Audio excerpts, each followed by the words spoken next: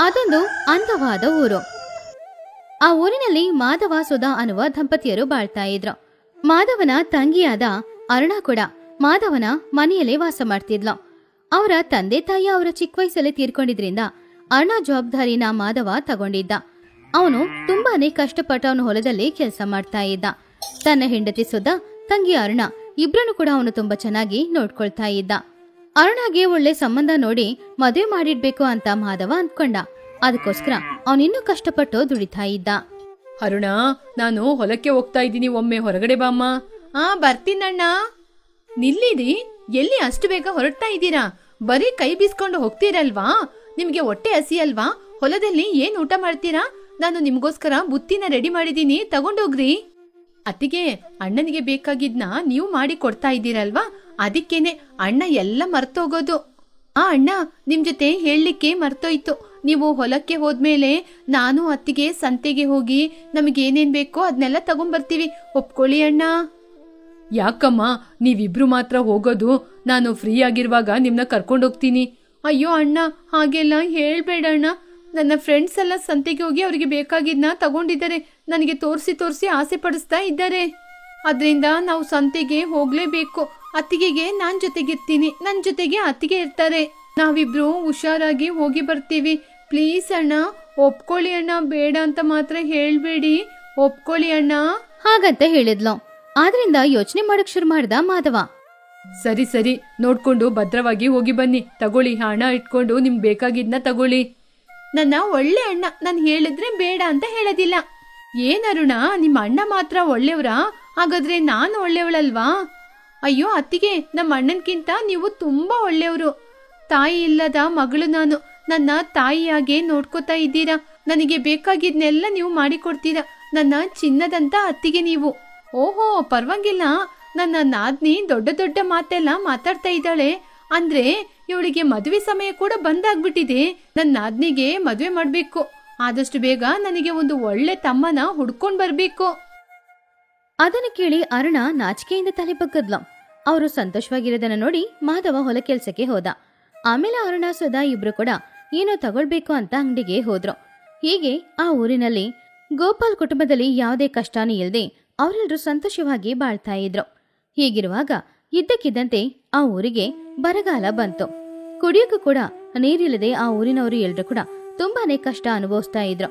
ಇನ್ ಮುಂದೆ ಅಲ್ಲಿದ್ರೆ ಕುಡಿಯೋಕ್ಕೂ ಕೂಡ ನೀರಿಲ್ಲ, ಹೊಲ ಕೆಲಸ ಮಾಡಕ್ಕಾಗಲ್ಲ, ವ್ಯವಸಾಯನೂ ಮಾಡಕ್ಕಾಗಲ್ಲ ಅಂತ ಅನ್ಕೊಂಡು ಆ ಊರಿನವರು ಎಲ್ರು ಬೇರೆ ದಾರಿ ಇಲ್ಲದೆ ಆ ಊರನ್ನ ಖಾಲಿ ಮಾಡಿ ಬೇರೆ ಊರಿಗೆ ಹೋಗಕ್ಕೆ ಶುರು ಮಾಡಿದ್ರು.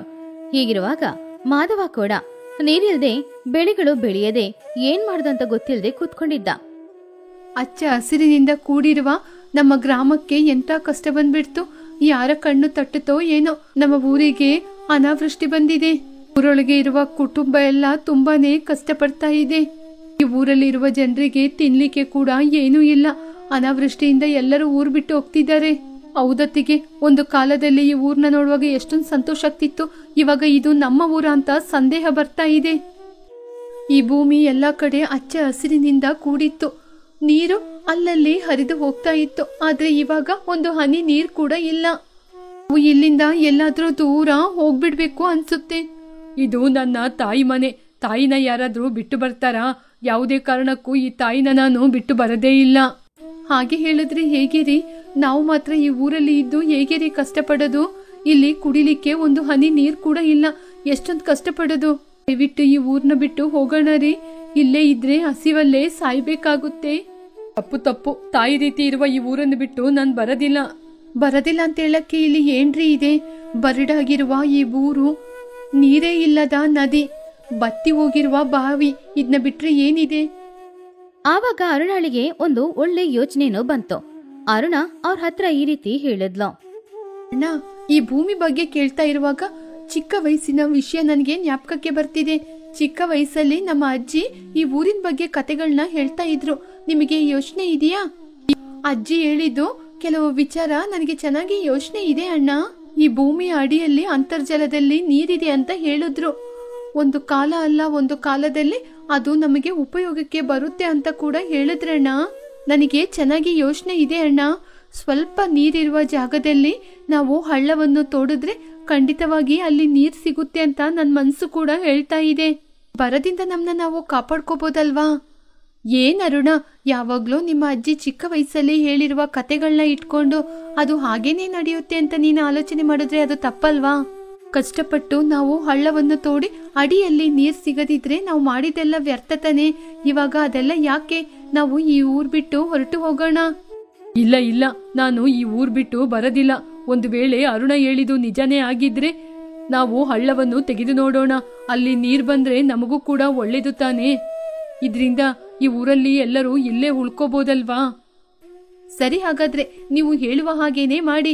ಒಂದ್ ವೇಳೆ ನೀರು ಬರದಿದ್ರೆ ನಾನು ಹೇಳುವ ಹಾಗೆ ನನ್ ಜೊತೆ ಈ ಊರ್ ಬಿಟ್ಟು ಬರ್ಬೇಕು ನೀವು. ಹಾಗಂತ ಹೇಳಿದ್ಲು ಸುಧಾ. ತಕ್ಷಣ ಗೋಪಾಲ್ ಕೂಡ ಸರಿ ಅಂತ ಹೇಳ್ದ.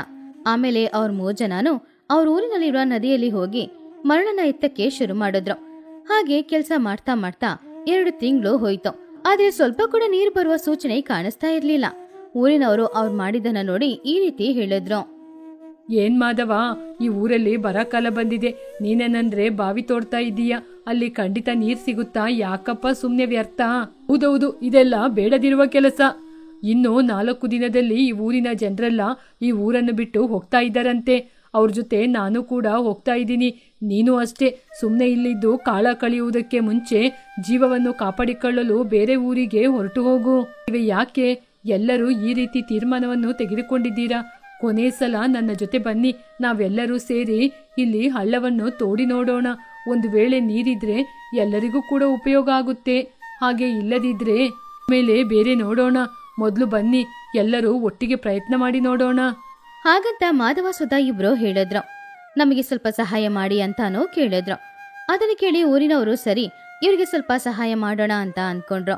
ಆ ದಿನದಿಂದ ಮಾಧವ ಸುಧಾ ಅರುಣ ಮಾತ್ರ ಅಲ್ಲದೆ ಊರಿನವರು ಕೂಡ ಆ ಕೆಲ್ಸನ ಮಾಡ್ತಾ ಇದ್ರು. ಹಾಗೆ ಮಾಡ್ತಾ ಮಾಡ್ತಾ ನೀರಿರುವ ಶಬ್ದ ಅವರಿಗೆ ಕೇಳಿಸ್ತಿತ್ತು. ಮಾಧವ, ನಿನಗೆ ಕೇಳಿಸ್ತಾ? ಇಲ್ಲಿ ನೀರಿನ ಶಬ್ದ ಕೇಳಿಸ್ತಿದೆ. ಹೌದಣ್ಣ, ಇಲ್ಲಿ ಕೂಡ ನೀರಿನ ಶಬ್ದ ಕೇಳಿಸ್ತಿದೆ. ಹಾಗಾದ್ರೆ ಭೂಮಿಯ ಕೆಳಗೆ ಅಂತರ್ಜಲದ ಶಬ್ದ ಕೇಳಿಸ್ತಾ ಇದೆ ಅಂದ್ರೆ ಹಾಗಾದ್ರೆ ಇಲ್ಲಿ ನೀರಿದೆ. ಒಂಚೂರು ಆಳವಾಗಿ ತೋಡಿದ್ರೆ ಖಂಡಿತವಾಗಿ ನೀರು ಮೇಲೆ ಬಂದೇ ಬರುತ್ತೆ. ಎಲ್ಲರಿಗೂ ತುಂಬಾ ಧನ್ಯವಾದಗಳು. ನೀರಿನ ಶಬ್ದ ಕೇಳಿಸ್ತಾ ಇದೆ ಅಂದ್ರೆ ಒಳಗಡೆ ನೀರು ಇದೆ ಅಂತ ತಾನೆ ಅರ್ಥ. ಎಲ್ಲರೂ ಮತ್ತೆ ಪ್ರಯತ್ನ ಮಾಡಿ ನೋಡೋಣ. ಹಾಗಂತ ಹೇಳ್ದ ಮಾಧವ. ಅದನ್ನು ಕೇಳಿ ಅಲ್ಲಿದ್ದವರು ಎಲ್ರೂ ಕೂಡ ತುಂಬಾನು ಸಂತೋಷಪಟ್ರು. ಈ ವಿಷಯ ಊರಿನವರಿಗೂ ಕೂಡ ತಿಳಿತು. ನಾಗಣ್ಣ, ಈ ವಿಷಯ ಗೊತ್ತಾಯ್ತಾ? ಆ ಮಾಧವ ವಿಕ್ರಮಾದಿತ್ಯನ ಹಂಗೆ ಅವನು ಹಿಡಿದಿದೆ ಆಟ ಬಿಡದೆ ಅವನು ಮತ್ತೆ ಮತ್ತೆ ಮರಳಿ ಪ್ರಯತ್ನವನ್ನು ಮಾಡ್ತಾ ಇದ್ದಾನೆ. ಹೌದೌದು, ನನಗೂ ಕೂಡ ಈ ವಿಷಯ ಗೊತ್ತಾಯ್ತು. ಅವನೊಬ್ಬನೇ ಈ ಊರಿನ ಜನರಿಗೋಸ್ಕರ ಮಣ್ಣನ್ನು ತೋಡಿ ನೀರನ್ನು ಹೊರತೆಗೆಯಲು ಪ್ರಯತ್ನ ಮಾಡ್ತಾ ಇದ್ದಾನೆ. ನಾವು ಕೂಡ ಹೋಗಿ ಅವನಿಗೆ ಸಹಾಯ ಮಾಡೋಣ ಬನ್ನಿ. ಹಾಗೆ ಈ ವಿಷಯ ತಿಳ್ಕೊಂಡು ಊರಿನವರು ಎಲ್ರೂ ಕೂಡ ನೀರು ಬರ್ತಾ ಇದೆ ಅಂತ ಹೇಳಿ ಎಲ್ರೂ ಅವರಿಗೆ ಸಹಾಯ ಮಾಡೋದಕ್ಕೋಸ್ಕರ ಬಂದು ಮಣ್ಣು ತೆಗೆದು ಹಾಕ್ತಾ ಇದ್ರು. ಹಾಗೆ ಇವಾಗ ಮಾಧವನ ಕುಟುಂಬ ಮಾತ್ರವಲ್ಲದೆ ಅವ್ರಿಗೆ ಸಹಾಯ ಮಾಡಕ್ಕೆ ಆ ಊರಿನ ಜನರು ಎಲ್ರೂ ಇದ್ರು. ಹಾಗೆ ಕೆಲವು ದಿನಗಳು ಹೋಗ್ತಾ ಹೋಗ್ತಾ ಆ ಜಾಗದಲ್ಲಿ ನೀರು ಬಂದು ನದಿಯಲ್ಲಿ ನೀರು ತುಂಬಿ ತುಳುಕ್ತಾ ಇತ್ತು. ಅದನ್ನು ನೋಡಿದ ಪ್ರಜೆಗಳು ಎಲ್ರೂ ಕೂಡ ತುಂಬಾನು ಸಂತೋಷಪಟ್ರು. ಅವರು ಆ ನೀರಿನಲ್ಲಿ ಇಳಿದು ಆಟಾಡೋಕ್ ಶುರು ಮಾಡಿದ್ರು. ಮಾಧವನ ಕುಟುಂಬವನ್ನು ನೋಡಿ ಅವರೆಲ್ಲರೂ ಕೂಡ ಬಾಯಿ ತುಂಬಾ ಮೆಚ್ಕೊಳ್ತಾ ಇದ್ರು. ಮಾಧವನಿಗೆ ತುಂಬಾನು ಹೆಮ್ಮೆ ಅನಿಸ್ತಾ ಇತ್ತು. ಊರಿನವರು ಎಲ್ರೂ ಇನ್ನು ನಮ್ಮ ಊರಿಗೆ ಯಾವಾಗ್ಲೂ ಯಾವುದೇ ಬರಾನೇ ಇಲ್ಲ, ಇದೆಲ್ಲದಕ್ಕೂ ಕಾರಣ ಮಾಧವನ ಕುಟುಂಬನೇ ಅಂತ ಹೇಳಿ ಎಲ್ರೂ ಮಾಧವನಿಗೆ ಹಾಗೂ ಅವನ ಕುಟುಂಬಕ್ಕೆ ಧನ್ಯವಾದ ತಿಳಿಸಿದ್ರು. ಮಾಧವ ತನ್ನ ಕುಟುಂಬವನ್ನ ತುಂಬಾ ಹೆಮ್ಮೆಯಿಂದ ತಿರುಗಿ ನೋಡ್ತಿದ್ದ. ಆ ದಿನದಿಂದ ಮಾಧವನ ಕುಟುಂಬವನ್ನ ಸಾಧಾರಣವಾದ ಒಂದು ಕುಟುಂಬ ಅಂತ ಅಂದ್ಕೊಳ್ಳದೆ ಬುದ್ಧಿವಂತೆ ಕುಟುಂಬ ಅಂತ ಅಂದ್ಕೊಂಡ್ರು. ಊರಿನ ಮಧ್ಯದಲ್ಲಿ ಒಂದು ಟೀ ಅಂಗಡಿ. ಆ ಟೀ ಅಂಗಡಿ ಪಕ್ಕದಲ್ಲಿ ಒಂದು ದೊಡ್ಡ ಬೇವಿನ ಮರ. ಅದರ ಕೆಳಗಡೆ ಸೋಮಯ್ಯ, ಸುಬ್ಬಯ್ಯ, ವೆಂಕಣ್ಣ ಕೂತ್ಕೊಂಡಿದ್ರು. ಇವರೆಲ್ಲರ ಮುಖದಲ್ಲೂ ಕೂಡ ನಿರಾಸೆ, ಚಿಂತೆ ಇದೆರಡು ಕೂಡ ಕಾಣಿಸ್ತಾ ಇತ್ತು. ಏನ್ ಸುಬ್ಬಯ್ಯ ಅವರೇ, ಈ ವರ್ಷ ಆ ದೇವರಿಗೆ ನಮ್ಮ ಮೇಲೆ ಏನ್ ಕೋಪ? ಮಳೆ ನೀರಿಲ್ದೆ ನಮ್ಮ ಹೊಲ ಎಲ್ಲಾನು ಒಣಗೋಗ್ತಾ ಇದೆ. ಬೆಳೆಗಳು ಎಲ್ಲ ಕೂಡ ನಾಶ ಆಗ್ತಾ ಇದೆ. ಹೌದಣ್ಣ, ಹಸುಗಳಿಗೆ ಕುಡಿಯೋಕ್ಕೂ ಕೂಡ ನೀರಿಲ್ಲ. ಬೆಳೆನೂ ನಾಶ ಆಗ್ತಾ ಇದೆ. ಬಿಸಿಲು ಬೇರೆ ತಡ್ಕೊಳಕ್ಕಾಗ್ತಾ ಇಲ್ಲ. ಇನ್ನು 1 ವಾರ ಇದೇ ರೀತಿ ಬಿಸಿಲು ಹೊಡೆದ್ರೆ ಆಮೇಲೆ ನಾವೆಲ್ಲರೂ ಸಾಯ್ಬೇಕಷ್ಟೇ. ಅದನ್ನು ಕೇಳಿ ಸುಬ್ಬಯ್ಯ ಕೂಡ ತುಂಬಾ ಬೇಜಾರಿಂದ, ಈ ರೀತಿ ಪ್ರಕೃತಿ ನಮ್ಮನ್ನ ಪರೀಕ್ಷಿಸುವಾಗ ದೊಡ್ಡವರು ಹೇಳ್ತಾರೆ ಅಲ್ವಾ, ನಾವೆಲ್ಲರೂ ಯಾವಾಗ್ಲೂ ಒಟ್ಟಿಗೆ ಇದ್ದ ಸಮಸ್ಯೆಯನ್ನ ಸರಿ ಮಾಡ್ಬೇಕು ಅಂತ. ನಮ್ಮ ಊರಿಗೆ ಬರುವ ನೀರಿನ ಕಾಲುವೆಯ ಹತ್ರ ಎಲ್ಲಾದ್ರೂ ಮರಳು ಗುಡ್ಡೆಯಾಗಿ ಸೇರಿರ್ಬೋದು. ಅದಕ್ಕೆ ನಮ್ಮ ಹೊಲಕ್ಕೆ ನೀರ್ ಬರ್ತಾ ಇಲ್ಲ. ನಾ ಹೋಗಿ ಅದೆಲ್ಲಿದೆ ಅಂತ ಅದನ್ನ ಸರಿ ಮಾಡ್ಬೇಕು. ಆವಾಗ್ಲೇ ಗಂಗರಾಜು ಅವನ ಸರ್ವಾಂಗ ಸುಂದರಾಂಗ ಅಲಂಕಾರ ಮಾಡಿದ ಎತ್ತಿನ ಗಾಡಿಯಲ್ಲಿ ಊರಿನೊಳಗಡೆ ಬಂದ.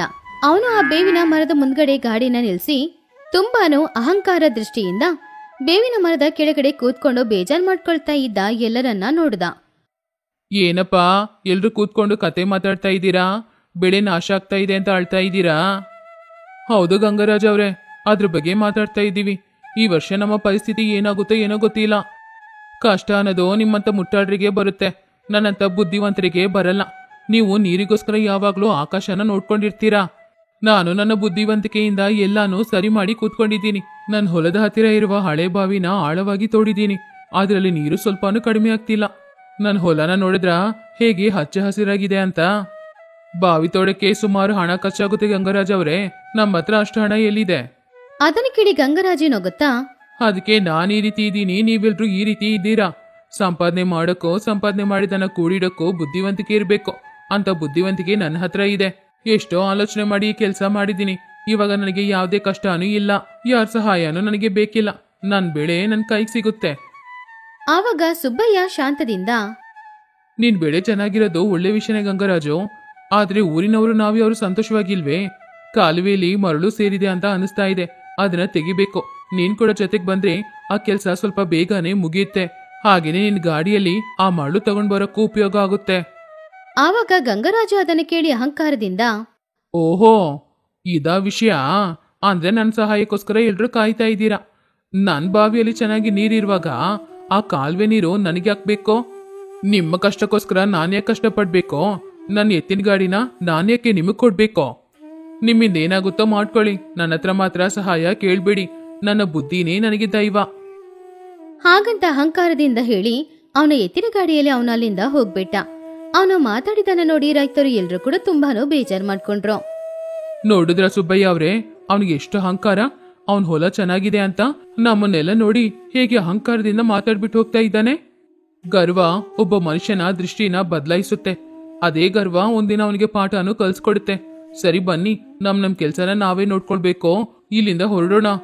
ಗಂಗರಾಜು ಅವನ ಮನೆ ಹತ್ರ ಹೋದ. ತುಂಬಾ ದೊಡ್ಡದಾಗಿರುವ ಅಂಗಳ, ಅಕ್ಕಿ ಗೊಡೋನ್ ಬೇರೆ, ದೊಡ್ಡ ಹಂಚು ಮನೆ. ಗಂಗರಾಜು ಗಾಡಿಯಿಂದ ಇಳಿದು ಮನೆಯೊಳಗಡೆ ಹೋದ. ರೀ ಬಂದಾಯ್ತಾ? ಕೈಕಾಲ್ ಮುಖ ತೊಳ್ಕೊಳ್ಳಿ, ಊಟ ಹಾಕ್ತೀನಿ. ಊರಿನವರ ಹೊಲ ಎಲ್ಲಾನು ಈ ಬಿಸ್ಲಿಗೆ ಒಣಗೋಗಿದೆ ಅಂತೆ. ಪಾಪ ಎಲ್ರು ಹೇಳ್ಕೊಂಡು ಬೇಜಾರ್ ಮಾಡ್ಕೊಳ್ತಿದ್ರು. ಗಂಗರಾಜು ಕೋಪದಿಂದ, ನಿನಗ್ ಯಾಕೆ ಈ ಊರಿನವರ ವಿಷಯ ಎಲ್ಲ? ಅದನ್ನ ತಿಳ್ಕೊಂಡು ಏನ್ ಮಾಡ್ತಾ ಇದೀಯಾ? ನಮ್ಗೇನಾದ್ರೂ ಕಷ್ಟ ಇದೆಯಾ? ನನ್ನ ಹೊಲಾನು ಚೆನ್ನಾಗಿದೆ, ಬಾವಿಯಲ್ಲಿ ನೀರಿದೆ, ನನ್ನ ಗೊಡೋನಲ್ಲಿ ಅಕ್ಕಿ ಮೂಟೆ ಇದೆ. ಅವ್ರೆಲ್ರೂ ನನ್ನ ಹತ್ರ ಸಹಾಯಕ್ಕೋಸ್ಕರ ಬರ್ತಾರೆ. ಆವಾಗ ಲಕ್ಷ್ಮಿ, ಹಾಗೆ ಹೇಳ್ಬೇಡ್ರಿ, ನಾವು ಕೂಡ ಈ ಊರಿನವರು ತಾನೇ. ಒಬ್ರಿಗೊಬ್ರು ಕಷ್ಟ ಬರುವಾಗ ಎಲ್ರು ಸಹಾಯ ಮಾಡ್ಕೊಳ್ಬೇಕಲ್ವಾ? ಆ ಸುಬ್ಬಯ್ಯಣ್ಣ ಊರಿನವರ ಜೊತೆ ಕಾಲುವೆಲಿರುವ ಮರಳು ತೆಗೆಕ್ಕೆ ಹೋಗ್ತಾ ಇದ್ದಾರೆ ಅಂತೆ, ನೀವು ಕೂಡ ಹೋಗ್ಬೋದಲ್ವಾ? ಗಂಗರಾಜು ಕೋಪದಿಂದ, ಏನೇ ನೀನ್ ಕೂಡ ಅವ್ರ ತರ ಮಾತಾಡ್ತಾ ಇದೀಯಾ? ನಾನ್ ಯಾಕೆ ಅವ್ರ ಜೊತೆ ಹೋಗಿ ಕೆಲಸ ಮಾಡ್ಬೇಕೋ? ನಾನು ಯಜಮಾನ, ಅವರು ನನ್ನ ಹತ್ರ ಕೆಲಸ ಮಾಡೋರು. ನಾನಿಂದ ಬಿಸಿಲಲ್ಲಿ ಹೋಗಿ ಕಷ್ಟಪಡಕ್ಕಾಗಲ್ಲ. ಇನ್ನೊಂದ್ಸಲ ಈ ವಿಷಯದ ಬಗ್ಗೆ ನನ್ನ ಹತ್ರ ಮಾತಾಡ್ಬೇಡ. ಲಕ್ಷ್ಮಿ ಅದನ್ನು ಕೇಳಿ ಏನು ಮಾತಾಡದೆ ಸುಮ್ನಾದ್ಲು. ಗಂಗರಾಜು ಸ್ನಾನ ಮಾಡ್ಕೊಂಡ್ ಬಂದು ಊಟನೂ ಮಾಡಿ ಅವನ ಹೊಲದ ಹತ್ತಿರ ಇರುವ ಮಂಚದಲ್ಲಿ ಮಲಗಿ ನಿದ್ರೆ ಮಾಡ್ತಾ ಇದ್ದ. ಇನ್ನೊಂದ್ ಕಡೆ ಸುಬ್ಬಯ್ಯ ಊರಿನವರು ಎಲ್ಲರನ್ನ ಕರ್ಕೊಂಡು ಕಾಲುವೆಯಲ್ಲಿ ಇರುವ ಆ ಮರಳನ್ನ ತೆಗೆದಕ್ಕೋಸ್ಕರ ಎಲ್ರೂ ಕಾಲುವೆಯ ಹತ್ತಿರ ಹೋದ್ರು. ರಾತ್ರಿ ಹಗಲು ಕಷ್ಟಪಟ್ಟು ಎಲ್ರೂ ಆ ಕಾಲುವೆಯಲ್ಲಿರುವ ಮರಳನ್ನ ತೆಗ್ದಾಕ್ತಾ ಇದ್ರು. ಹೀಗೆ ದಿನಗಳು ಹೋಗ್ತಾ ಇತ್ತು. ಗಂಗರಾಜು ಮಾತ್ರ ಅವನ ಹೊಲಕ್ಕೆ ನೀರ್ ಬಿಟ್ಕೊಂಡು ಕಾಲುವೆಯಲ್ಲಿ ಜನರು ಕಷ್ಟಪಡ್ತಾ ಇರೋದನ್ನ ನೋಡಿ ಮನಸ್ಸೊಳಗಡೆ ನಗಾಡ್ತಾ ಇದ್ದ. ಆದ್ರೆ ಅವನ ಸಂತೋಷ ಅಧಿಕ ದಿನ ಇರ್ಲೇ ಇಲ್ಲ. ಒಂದಿನ ಬೆಳಗ್ಗೆ ಅವನು ಬಾವಿಯಲ್ಲಿ ನೋಡಿದಾಗ ಮೆಲ್ಲೆ ಮೆಲ್ಲೆ ನೀರ್ ಕಡಿಮೆ ಆಗ್ತಾ ಇರೋದನ್ನ ನೋಡ್ದ. ಮೊದ್ಲು ಅವನು ಚಿಂತೆ ಮಾಡ್ಕೊಂಡ್ರು ಕೂಡ ಆವಾಗವಾಗ ಈ ರೀತಿ ನಡೆಯುತ್ತೆ, ಆಮೇಲೆ ಎಲ್ಲಾನು ಸರಿ ಹೋಗುತ್ತೆ ಅಂತ ಅಂದ್ಕೊಂಡ. ಗಂಗರಾಜು ಅವನ್ ಮನ್ಸಲ್ಲಿ, ಏನಿದು ನೀರಿಷ್ಟು ಕಡಿಮೆಯಾಗಿದೆ? ಪರವಾಗಿಲ್ಲ, ಪುನಃ ಬರುತ್ತೆ. ನನ್ ಬಾವಿ ನನಗೆ ಮೋಸ ಮಾಡಲ್ಲ. ಮರುದಿನ ಬಾವಿಲಿದ್ದ ನೀರು ಇನ್ನೂ ಸ್ವಲ್ಪ ಕಡಿಮೆಯಾಯಿತು. ಮೂರನೇ ದಿನ ಆ ಬಾವಿಲಿರುವ ನೀರೆಲ್ಲಾನು ಕಡಿಮೆಯಾಗಿ ಬಾವಿಯಲ್ಲಿ ಬರೀ ಕೆಸರು ಮಾತ್ರ ಇತ್ತು. ಗಂಗರಾಜಿಗೆ ಏನ್ ಮಾಡದಂತ ಅರ್ಥ ಆಗ್ಲಿಲ್ಲ. ಅವನು ನಂಬಿದ್ದ ಅವನ ಬುದ್ಧಿ, ಅವನ ಬಾವಿ ಎರಡೂ ಅವನಿಗೆ ಮೋಸ ಮಾಡಿತ್ತು. ಅವನ ಕಣ್ಣ ಮುಂದೆನೆ ಚೆನ್ನಾಗಿ ಬೆಳೆದಿದ್ದ ಬೆಳೆಗಳು ಎಲ್ಲಾನು ಒಣಗೋಗಕ್ಕೆ ಶುರುವಾಯಿತು. ಹಚ್ಚ ಹಸಿರಾಗಿ ಕಾಣಿಸ್ತಾ ಇದ್ದ ಬೆಳೆಗಳು ಇವಾಗ ಅರಿಶಿನ ಬಣ್ಣದಲ್ಲಿ ಕಾಣಿಸ್ತಾ ಇತ್ತು. ಅದನ್ನು ನೋಡಿ ರಂಗರಾಜು ಬೇಜಾರಿಂದ, ಅಯ್ಯೋ, ನನ್ನ ಅಹಂಕಾರದಿಂದ ಬಾವಿ ನೀರು ಇದೆ ಅಂತ ಅಂದ್ಕೊಂಡು ಊರಿನವರಿಗೆ ತುಂಬಾನೇ ಮೋಸ ಮಾಡಿದೆ. ಆದ್ರೆ ಇವಾಗ ನನ್ನ ಬೆಳೆ ನಾಶ ಆಗ್ತಾ ಇದೆ. ಏನ್ ಮಾಡೋದು ಏನೋ ಅರ್ಥ ಆಗ್ತಾ ಇಲ್ಲ. ಅವನಿಗೆ ಏನ್ ಮಾಡ್ದಂತಾನೆ ಅರ್ಥ ಆಗ್ಲಿಲ್ಲ. ಅವಮಾನ, ನಾಚಿಕೆಯಿಂದ ಯಾರತ್ರನೂ ಸಹಾಯ ಕೇಳೋಕ್ಕೂ ಮನಸ್ಸು ಬರ್ಲಿಲ್ಲ. ಮನೆಯಲ್ಲಿ ಹೆಂಡತಿ ಜೊತೆ ಕೂಡ ಅವನು ಸರಿಯಾಗಿ ಮಾತಾಡ್ತಾ ಇರ್ಲಿಲ್ಲ. ಇನ್ನೊಂದ್ ಕಡೆ ಊರಿನ ರೈತರ ಕಷ್ಟಗಳಿಗೆ ಒಂದ್ ಫಲ ಸಿಕ್ಕಿತ್ತು. ಅವರ ಕಷ್ಟಪಟ್ಟು ಮರಳೆಲ್ಲ ತೆಗ್ದಿದ್ರಿಂದ ಎಲ್ಲೋ ನಿಂತೋದ ಆ ಕಾಲುವೆಯ ಪ್ರವಾಹ ಪುನಃ ಶುರುವಾಯಿತು. ಮೊದಲು ನೀರು ಮೆಲ್ಲೆ ಬರ್ತಾ ಇದ್ರು ಕೂಡ ಆಮೇಲೆ ದೊಡ್ಡ ಪ್ರವಾಹವಾಗಿ ಬದಲಾಗಿ ಅವರ ನದಿಯೆಲ್ಲಾನು ನೀರಿಂದ ತುಂಬಿ ಹೋಯಿತು. ರೈತರು ಅದನ್ನು ನೋಡಿ ತುಂಬಾನು ಸಂತೋಷಪಟ್ರು. ಎಲ್ರೂ ಒಬ್ರಿಗೊಬ್ರು ಸಹಾಯ ಮಾಡ್ಕೊಂಡು ಆ ಕಾಲುವೆ ನೀರನ್ನ ಹೊಲಕ್ಕೆ ಬಿಡಕ್ಕೆ ಶುರು ಮಾಡಿದ್ರು. ಈ ವಿಷಯ ತಿಳ್ಕೊಂಡ ಗಂಗರಾಜು ತುಂಬಾನೇ ಬೇಜಾರ್ ಮಾಡ್ಕೊಂಡ. ನೀರಿಲ್ದೆ ಅವನ ಹೊಲ ಒಣಗೋಗ್ತಾ ಇದ್ದಾಗ ಊರಿನವರ ಹೊಲ ಎಲ್ಲಾನು ಹಚ್ಚ ಹಸಿರಾಗಿ ಬದಲಾಗ್ತಿತ್ತು. ಅವನ ಅಹಂಕಾರನೂ ಕಡಿಮೆ ಆಯಿತು. ಅವಾಗ ಲಕ್ಷ್ಮಿ ಅವನ ಹತ್ತಿರ ಬಂದು ಪ್ರೀತಿಯಿಂದ ಈ ರೀತಿ ಹೇಳಿದ್ಲು, ರೀ, ದಯವಿಟ್ಟು ಈ ರೀತಿ ಕೂತ್ಕೊಂಡಿರ್ಬೇಡಿ. ಹೋಗಿ ಸುಬ್ಬಯ್ಯಣ್ಣನ ಹತ್ರ ಮಾತಾಡಿ. ನೀವು ಗರ್ವದಿಂದ ಮಾತಾಡಿದ್ದು ತಪ್ಪೆ. ಆದ್ರೆ ನಿಮ್ ತಪ್ಪನ್ನ ನೀವು ತಿಳ್ಕೊಂಡ್ರಲ್ವಾ, ನಿಮ್ಮನ್ನ ಅವ್ರು ಅರ್ಥ ಮಾಡ್ಕೊಳ್ತಾರೆ. ಎಲ್ರೂ ನಿಮ್ಮನ್ನ ಕ್ಷಮಿಸ್ತಾರೆ. ದಯವಿಟ್ಟು ಈ ಸಂಕೋಚ ಎಲ್ಲಾನು ಬಿಟ್ಟು ಅವ್ರ ಹತ್ರ ಹೋಗಿ ಸಹಾಯ ಕೇಳಿ. ಹೆಂಡತಿ ಹೇಳಿದ ಮಾತು ಗಂಗರಾಜಿಗೆ ಅರ್ಥ ಆಯಿತು. ಅವನವನ ಅಹಂಕಾರವನ್ನ ಸಂಪೂರ್ಣವಾಗಿ ಬಿಟ್ಟು ಮೆಲ್ಲೆ ಎದ್ದು ಒಣಗೋಗಿರುವ ಅವನ ಹೊಲವನ್ನ ದಾಟಿ ಊರಿನ ರೈತರು ನಿಂತ್ಕೊಂಡಿದ್ದ ಕಾಲುವೆಯ ಹತ್ತಿರ ಹೋದ. ಎಲ್ರೂ ಅವನನ್ನ ನೋಡಿ ಆಶ್ಚರ್ಯಪಟ್ರು. ಗಂಗರಾಜ ಅಲ್ಲಿಂದ ಸುಬ್ಬಯ್ಯನ ಹತ್ತಿರ ಹೋಗಿ 2 ಕೈ ಮುಗ್ದು ಕ್ಷಮಾಪಣೆ ಕೇಳ್ದ. ನನ್ನನ್ನ ಕ್ಷಮಿಸ್ಬಿಡಿ ಸುಬ್ಬಯ್ಯ ಅವರೇ. ಊರಿನವರು ಎಲ್ರೂ ನನ್ನನ್ನ ಕ್ಷಮಿಸ್ಬೇಕು. ನಾನು ಅಹಂಕಾರದಿಂದ ಏನೋ ಬುದ್ಧಿವಂತಿಕೆ ಇದೆ ಅಂತ ಅಂದ್ಕೊಂಡು ನಿಮ್ಮೆಲ್ಲರಿಗೂ ಸಹಾಯ ಮಾಡದೆ ನನ್ನ ಹೊಲನ ನಾನು ನೋಡ್ಕೊಳ್ತೀನಿ ಅಂತ ಹೇಳ್ದೆ. ಆದ್ರೆ ಇವಾಗ ನೀರಿಲ್ದೆ ನನ್ನ ಹೊಲ ಒಣಗೋಗ್ತಾ ಇದೆ. ಆದ್ರೆ ನನ್ನಿಂದ ನೋಡಕ್ಕಾಗ್ತಾ ಇಲ್ಲ. ದಯವಿಟ್ಟು ಈ ಕಾಲುವೆ ನೀರನ್ನ ಸ್ವಲ್ಪ ನನ್ನ ಹೊಲಕ್ಕೂ ಕೊಡ್ತೀರಾ? ಗಂಗರಾಜು ಕಣ್ಣಿನಲ್ಲಿದ್ದ ನಿಜವಾದ ಪಶ್ಚಾತ್ತಾಪನ ಸುಬ್ಬಯ್ಯ ನೋಡಿ ತುಂಬಾನೇ ಕರುಣೆಯಿಂದ ಅವನ ಹೆಗ್ಲ ಮೇಲೆ ಕೈ ಹಾಕಿ ಈ ರೀತಿ ಹೇಳಿದ್ರು. ಅಯ್ಯೋ ಗಂಗರಾಜು, ನೀನ್ ಮಾಡಿದ ತಪ್ಪು ನೀನು ತಿಳ್ಕೊಂಡೆ ಅಲ್ವಾ? ನಾವೆಲ್ರೂ ಒಂದೇ ಊರಿನವರು. ನಿನಗೆ ಕಷ್ಟ ಅಂದ್ರೆ ನಾವೇ ಸಹಾಯ ಮಾಡ್ಬೇಕು. ನೀನು ಯಾವ್ದಕ್ಕೂ ಬೇಜಾರ್ ಮಾಡ್ಕೊಳ್ಬೇಡ. ಬಾ, ನಿನ್ ಹೊಲಕ್ಕೆ ತಕ್ಷಣ ಕಾಲುವೆ ನೀರನ್ನ ಬಿಡೋಣ. ಸುಬ್ಬಯ್ಯ ಹೇಳಿದನ್ನ ಕೇಳಿ ಅಲ್ಲಿದ್ದವರು ಎಲ್ರೂ ಕೂಡ ಚಪ್ಪಾಳೆ ತಟ್ಟಿ ಸರಿ ಅಂತ ಹೇಳಿದ್ರು. ತಕ್ಷಣ ಅವರೆಲ್ರೂ ಸೇರಿ ಮೊದಲು ಗಂಗರಾಜು ಹೊಲಕ್ಕೆ ನೀರ್ ಬಿಡೋದಕ್ಕೋಸ್ಕರ ಹೋದ್ರು. ಒಣಗೋಗಿದ್ದ ಬೆಳೆಗೆ ಪ್ರಾಣ ಬಂದ ಹಾಗೆ ಹೊಲಕ್ಕೆ ನೀರ್ ಬರೋದನ್ನ ನೋಡಿ ಗಂಗರಾಜು ಕಣ್ಣಿಂದ ಕಣ್ಣೀರು ಸುರಿತಾ ಇತ್ತು. ಆದ್ರಿಂದ ಗಂಗರಾಜು ಸಂಪೂರ್ಣವಾಗಿ ಬದಲಾಗಿದ್ದ. ಅವನ ಅಹಂಕಾರ, ಗರ್ವ ಎಲ್ಲಾನು ಬಿಟ್ಟು ಊರಿನಲ್ಲಿ ಯಾವುದೇ ಕೆಲಸ ನಡೆದ್ರೂ ಮೊದಲೇ ಅವನೇ ಬಂದು ನಿಲ್ತಾ ಇದ್ದ. ಅವನ ಆಸ್ತಿ ಪಾಸ್ತಿನ ಊರಿಗೋಸ್ಕರ ಉಪಯೋಗ ಮಾಡ್ತಾ ಇದ್ದ. ಈ ಕಥೆಯಲ್ಲಿರುವ ನೀತಿ ಏನು ಅಂದ್ರೆ, ಹಣ ಸಂಪಾದನೆ ಮಾಡೋದು ಕಷ್ಟನೇ, ಆದ್ರೆ ಅದಕ್ಕಿಂತ ಮನುಷ್ಯರನ್ನ ಸಂಪಾದನೆ ಮಾಡೋದು ಇನ್ನೂ ಕಷ್ಟ. ಹಣಕ್ಕಿಂತ ಮನುಷ್ಯರನ್ನ ಸಂಪಾದನೆ ಮಾಡಿಟ್ಕೊಂಡ್ರೆ ಅವರು ಕಷ್ಟದಲ್ಲಿ ಸಹಾಯ ಮಾಡ್ತಾರೆ.